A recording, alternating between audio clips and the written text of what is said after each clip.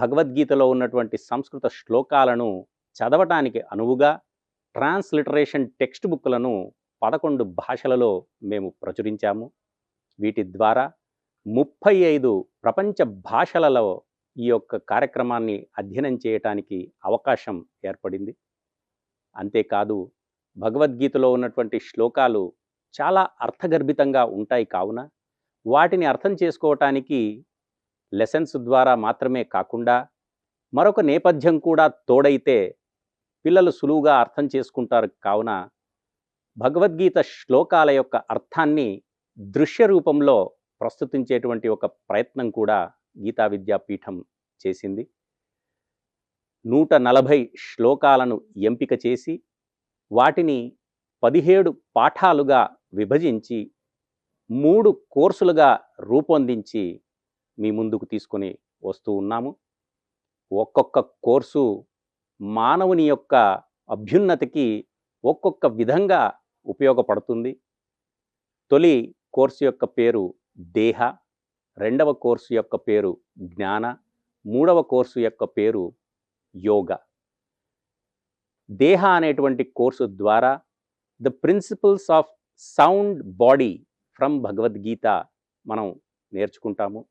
అంటే మానవుడు దైహికంగా భౌతికంగా అభివృద్ధిని సాధించడానికి కావలసినటువంటి సౌండ్ బాడీ, ఆరోగ్యవంతమైనటువంటి శరీరంను పొందడానికి కావలసినటువంటి సూత్రాలు అందులో భగవద్గీతలో నుంచి ఏరి ఎంపిక చేసి 6 పాఠాలుగా ఈ కోర్సులో మేము అందిస్తున్నాము.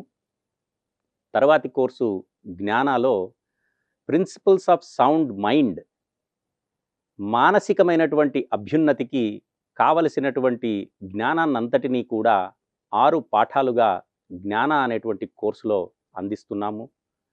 ఈ కోర్సులో మానవుడు తన యొక్క జీవితాన్ని ప్రాపంచికమైనటువంటి మెటీరియలిస్టిక్ అయినటువంటి ఈ సమాజంలో ఏ విధంగా నిర్వహించాలి, అంతేకాకుండా అంతర్ముఖంగా మానసికంగా ఆధ్యాత్మికంగా తన యొక్క ఎదుగుదలని ఏ విధంగా సులభతరం చేసుకోవాలి అనేటువంటి విషయాలన్నీ కూడా రెండవ కోర్సు అయినటువంటి జ్ఞాన కోర్సులో అందించబడతాయి.